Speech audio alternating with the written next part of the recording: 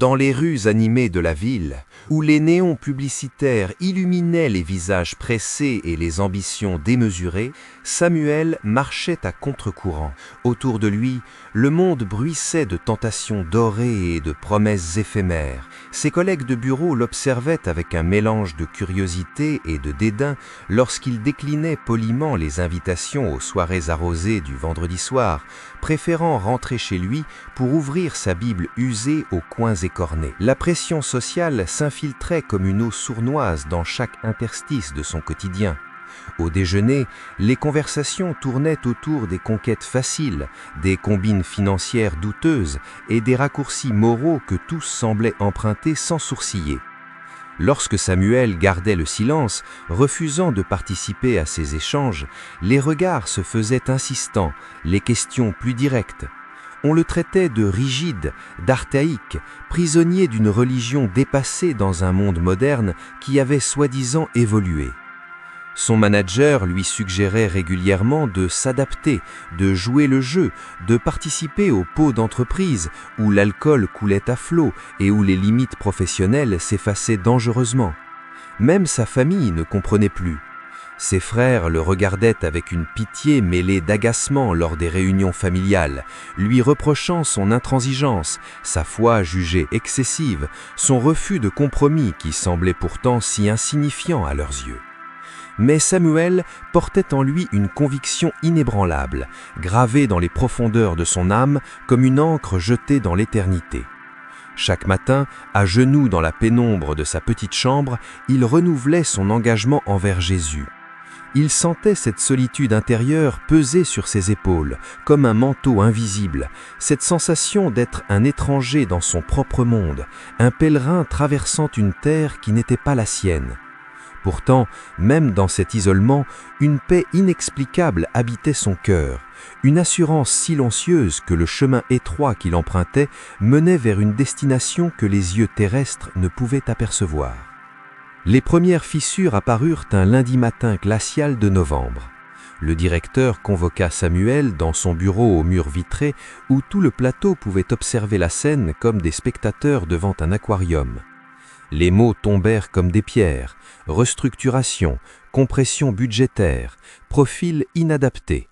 Mais Samuel lisait entre les lignes la véritable raison, son refus de participer au système de pots de vin subtil qui huilait les rouages de l'entreprise, sa réticence à falsifier certains rapports, sa fidélité à une intégrité devenue encombrante. La lettre de licenciement brûlait dans ses mains tremblantes, tandis qu'il vidait son casier sous les regards fuyants de ses anciens collègues. Personne ne dit au revoir.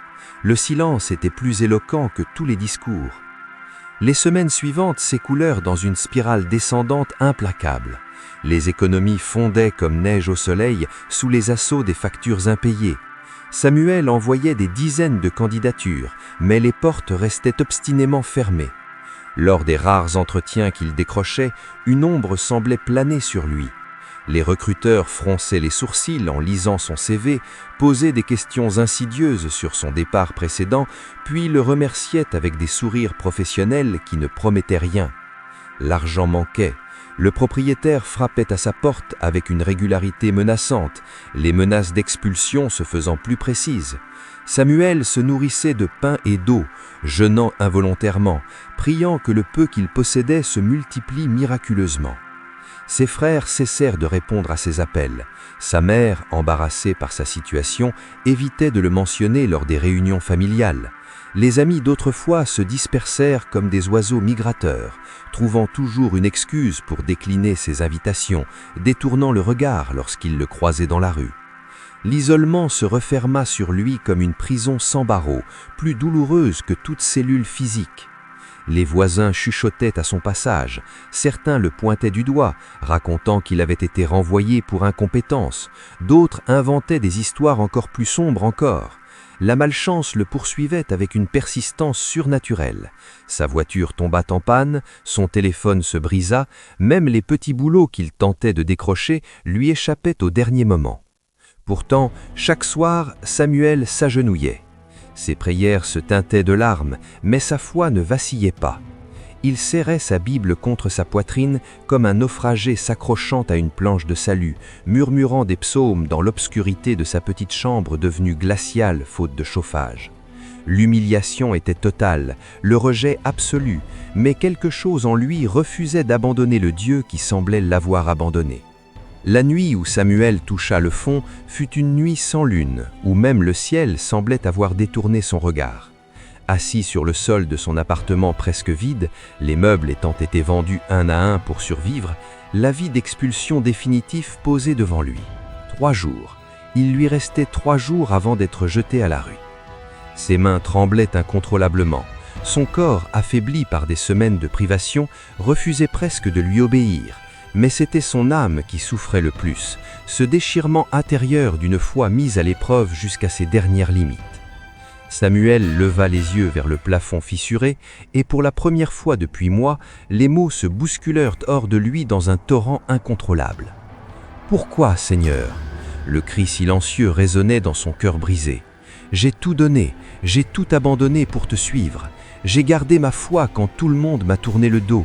Et pourtant, les portes restent fermées, les cieux semblent de bronze, mes prières paraissent rebondir contre un mur invisible. » Les larmes coulaient librement sur son visage émacié, traçant des sillons brillants dans l'obscurité. Son corps se plia en deux, front contre le sol froid, comme si le poids de sa douleur l'écrasait physiquement. Il se sentait abandonné, oublié, comme un enfant perdu dans une foule indifférente. Toute sa fidélité, toute son intégrité, tous ses sacrifices semblaient n'avoir mené qu'à cette chambre vide et ce cœur dévasté. Les heures s'écoulèrent ainsi, Samuel oscillant entre les sanglots et le silence épuisé. Il exposa devant Dieu la totalité de sa détresse, la faim qui le tordait le ventre, la honte qui lui brûlait la poitrine, l'incompréhension qui lui déchirait l'esprit. Comment pouvait-il rester fidèle quand la fidélité semblait ne conduire qu'à la ruine ? Comment pouvait-il continuer à croire quand toutes les preuves visibles criaient l'absence divine ? Et dans ce moment de rupture absolue, Samuel était devenu un pèlerin de détresse, errant dans un désert spirituel où même les repères de sa foi semblaient avoir été détruits. Il ne demandait plus de miracles, ne réclamait plus de bénédictions, il cherchait simplement une raison de continuer, un signe que son sacrifice n'avait pas été vain, une assurance que Dieu n'avait pas détourné son regard de lui. Et dans cette nuit la plus sombre de son existence, épuisé, vidé, brisé en 1000 parties, Samuel s'endormit sur le sol dur, ses dernières larmes séchant sur ses joues creuses. Samuel émergea d'un sommeil profond sans savoir combien de temps avait s'écoulé. La première chose qu'il remarqua, c'était la lumière, une lueur douce et dorée qui ne ressemblait à aucune lueur naturelle. Elle ne provenait pas de la fenêtre ni de la lampe éteinte depuis longtemps faute d'électricité, mais semblait émaner de partout et de nulle part à la fois, remplissant la pièce d'une présence palpable. L'air lui-même avait changé. La température, auparavant glaciale, était devenue étrangement tiède, presque caressante contre sa peau. Une fragrance inexplicable flottait autour de lui, mélange de jasmin et d'encens, mais aussi de quelque chose d'indéfinissable, quelque chose qui évoquait la pureté absolue. Puis Samuel le vit. Un homme se tenait près de la fenêtre, silhouette baignée de cette lumière étrange. Il n'était pas ni jeune ni vieux, son apparence oscillant entre les deux comme si le temps n'avait pas de prise sur lui. Ses vêtements étaient simples mais d'une blancheur éclatante, et ses yeux, oh ses yeux, contenaient une profondeur qui semblait traverser les siècles et les âmes. La peur aurait dû saisir Samuel, mais à la place, une paix surnaturelle l'enveloppa comme un manteau invisible. L'homme ne parla pas immédiatement, il se contenta de regarder Samuel avec une compassion si intense qu'elle était presque insupportable, comme si toute la souffrance que Samuel avait endurée était visible et comprise dans ses moindres détails. Lorsque l'homme ouvrit enfin la bouche, sa voix résonna avec autorité douce, remplissant l'espace non seulement de sons, mais de certitude, de vérité, de réconfort absolu. Il révéla des choses que personne d'autre ne pouvait connaître, les prières silencieuses de Samuel, les moments où il avait failli céder mais était resté debout, les larmes versées dans le secret, la fidélité maintenue même dans l'obscurité totale. L'inconnu expliqua que Dieu n'avait jamais détourné son regard. Chaque épreuve, chaque porte fermée, chaque rejet avait été vu et pesé dans la balance céleste. Les souffrances n'étaient pas un abandon, mais une préparation, un raffinement du caractère, une mise à l'épreuve de la foi qui devait être purifiée comme l'or dans le feu. Les portes restaient fermées, non pas par indifférence divine, mais parce que Dieu préparait une porte que nul homme ne pourrait fermer, une opportunité si grande qu'elle nécessitait cette saison de désert pour que Samuel soit prêt à la recevoir. L'homme tendit la main et toucha Samuel. À ce contact, une chaleur se répandit dans tout son corps, non pas physique mais spirituelle, comme si une force vitale lui était infusée directement dans l'âme. Il sentit quelque chose se briser en lui, non pas sa foi, mais les chaînes du découragement, les mensonges du diable qui lui avaient murmuré qu'il était abandonné, oublié, inutile. Des larmes coulèrent à nouveau sur le visage émacié, traçant des sillons brillants dans l'obscurité. Son corps se plia en deux, mais cette fois, elles étaient différentes. Larmes de libération, de soulagement, de reconnaissance. L'homme prononça des paroles de bénédiction, déclarant que les cieux allaient s'ouvrir, que la saison de sécheresse touchait à sa fin, que la restauration allait venir avec une puissance qui stupéfierait tous ceux qui avaient douté. Puis, aussi mystérieusement qu'il était apparu, l'homme commença à s'estomper. La lumière dorée diminua progressivement, mais pas la paix qu'elle avait apportée. Samuel tendit la main, voulant retenir ce moment, mais déjà la pièce revenait à son apparence normale, froide, vide, sombre. Pourtant, quelque chose d'essentiel avait changé. L'espoir, qui s'était éteint comme une flamme dans le vent, brûlait à nouveau dans la poitrine de Samuel, plus fort et plus inextinguible qu'auparavant. Le lendemain matin, Samuel fut réveillé par un coup frappé à sa porte. Encore engourdi par la rencontre surnaturelle de la nuit, il ouvrit pour découvrir un coursier tenant une enveloppe officielle. À l'intérieur, une lettre d'une entreprise internationale qu'il avait contactée des mois auparavant, bien avant son licenciement. Ils avaient gardé son dossier, impressionnés par son profil, et lui offraient un poste de directeur régional avec un salaire triple de celui qu'il percevait auparavant. L'opportunité semblait surgie de nulle part, totalement inattendue. L'entreprise cherchait précisément quelqu'un avec son intégrité, son refus des compromis éthiques, des qualités qu'il valorisait explicitement. Le courrier mentionnait une prise de fonction immédiate, accompagnée d'une avance substantielle pour faciliter sa réinstallation. Mais ce n'était que le début. Dans les jours qui suivirent, les événements s'enchaînèrent avec une rapidité qui défiait toute logique humaine. L'ancien directeur de Samuel, celui qui l'avait licencié, fut lui-même démis de ses fonctions après qu'une enquête interne révéla les malversations que Samuel avait refusé de couvrir. L'entreprise le contacta pour s'excuser publiquement, lui offrant une lettre de recommandation élogieuse. Des portes s'ouvraient partout où il se tournait. Le propriétaire qui l'avait menacé d'expulsion apprit sa nouvelle situation et lui proposa de rester dans un appartement bien plus spacieux au même loyer. Des opportunités d'investissement se présentèrent, des connexions professionnelles se créèrent comme par magie. Des projets qu'il avait rêvés longtemps auparavant devenaient soudainement réalisables. Sa nouvelle position le plaça sous les projecteurs. Les médias locaux racontèrent son histoire, celle d'un homme qui avait maintenu son intégrité contre vents et marées et qui était maintenant récompensé. Des invitations à parler lors de conférences affluèrent. L'homme qui était méprisé, rejeté, humilié, se retrouvait maintenant consulté, respecté, honoré. Les transformations dépassaient toute explication rationnelle. En quelques semaines, Samuel passa de la mendicité à l'abondance, de l'isolement à l'influence, du rejet à l'honneur. Il achetait de la nourriture non plus pour survivre, mais pour partager, aidant discrètement d'autres personnes dans le besoin. Il louait un nouvel appartement lumineux, où ses prières de reconnaissance résonnaient dans des pièces remplies de chaleur et de vie. Ce qui stupéfiait le plus ceux qui l'observaient, c'était que Samuel n'avait rien fait d'extraordinaire. Il n'avait pas soudainement développé de nouvelles compétences, n'avait pas changé sa personnalité, n'avait pas manipulé ou comploté. Il avait simplement maintenu sa foi. Et maintenant, la main de Dieu le soulevait d'une manière si évidente que même les sceptiques ne pouvaient l'ignorer. L'élévation était complète, publique, indéniable. Ceux qui l'avaient méprisé le voyaient maintenant prospérer devant leurs yeux, Et cette prospérité portait la signature indubitable du divin. Elle était arrivée trop rapidement, trop complètement, trop parfaitement pour être le fruit du hasard ou de l'effort humain. Les mois suivants apportèrent un développement que Samuel n'avait pas anticipé.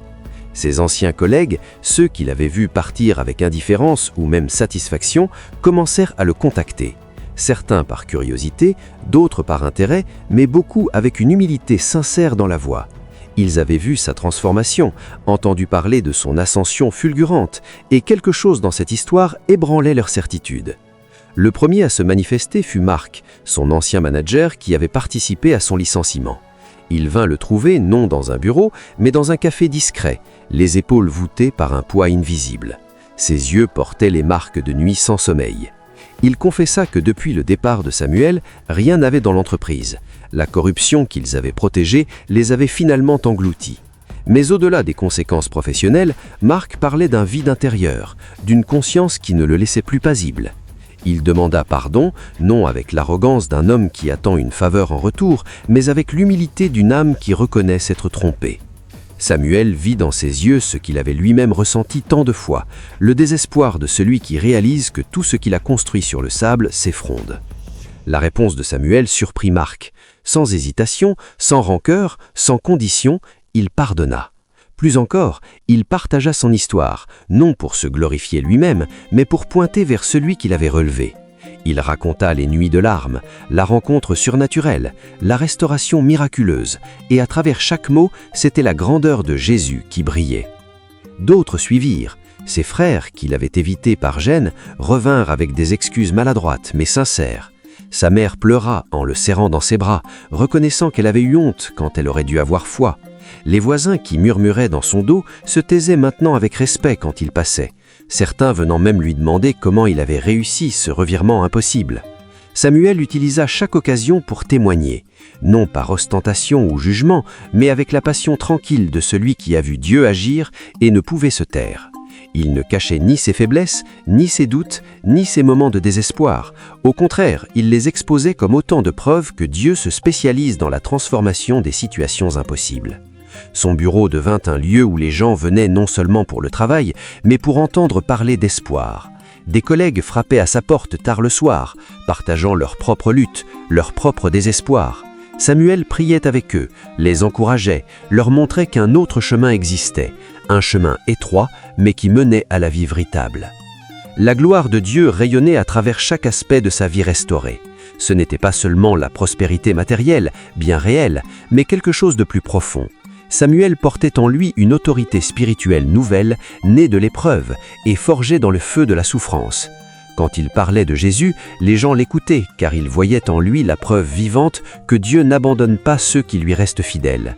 Les années suivantes confirmèrent ce que la rencontre surnaturelle avait prophétisé.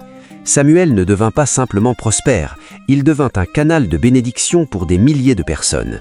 Il créa des programmes pour aider les chômeurs, fonda une association pour soutenir les gens qui traversaient des périodes difficiles et utilisa sa plateforme pour proclamer sans honte l'évangile de la grâce.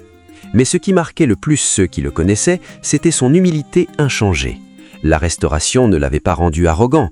Au contraire, il parlait souvent de sa saison de désert, non pas comme d'un cauchemar passé, mais comme d'un trésor qui avait approfondi sa foi et révélé le caractère de Dieu d'une manière que la prospérité n'aurait jamais pu faire. Quand on lui demandait le secret de sa transformation, Samuel répondait toujours la même chose, avec une conviction inébranlable. « Ce n'était pas moi, c'était Jésus. Quand tout s'est effondré autour de moi, quand j'ai tout perdu, j'ai découvert que je ne l'avais jamais vraiment perdu lui. Et celui qui tient l'univers dans sa main tient aussi nos vies brisées pour les recomposer en chef-d'œuvre de sa gloire. » Son histoire circulait maintenant, racontée dans les églises, partagée lors de témoignages, murmurée à l'oreille de ceux qui perdaient l'espoir. Elle était devenue plus qu'une simple anecdote personnelle. Elle était une déclaration de guerre contre le découragement, une proclamation que la fidélité à Dieu n'est jamais vaine, même quand tous les signes extérieurs semblent prouver le contraire. Et dans les nuits silencieuses, quand Samuel s'agenouillait encore pour prier, non plus dans la détresse mais dans la reconnaissance, il se rappelait de cette nuit d'or où tout semblait perdu. Il se rappelait de la lumière dorée, de la voix qui avait parlé paix à son âme brisée, de la promesse qui s'était accomplie au-delà de ses espérances les plus folles. car la part que Dieu lui avait réservée n'était pas seulement la prospérité retrouvée, c'était quelque chose de bien plus précieux, la révélation profonde que même dans la vallée de l'ombre de la mort, Dieu marche aux côtés de ses enfants, préparant en secret la table du festin devant leurs ennemis, transformant les cendres en beauté, les larmes en joie vivante et le désespoir en espoir vivant. L'histoire de Samuel devenait ainsi l'écho de toutes les histoires de foi à travers les âges, un rappel puissant que ceux qui espèrent dans l'Éternel renouvellent leurs forces, prennent leur envol comme les aigles, courent sans se lasser, marchent sans se fatiguer. Car la foi qui triomphe de la souffrance n'est pas celle qui nie la douleur, mais celle qui, au cœur même de la nuit la plus noire, continue de murmurer « Je crois, aide-moi dans mon incrédulité ». Et Dieu, fidèle à sa nature immuable, répond toujours à ce cri de l'âme. Pas toujours selon nos calendriers, pas toujours de la manière que nous anticipons, mais toujours avec une grâce qui dépasse notre compréhension et une puissance qui transforme nos ruines en monuments de sa gloire. Car celui qui demeure sous l'abri du Très-Haut repose à l'ombre du Tout-Puissant.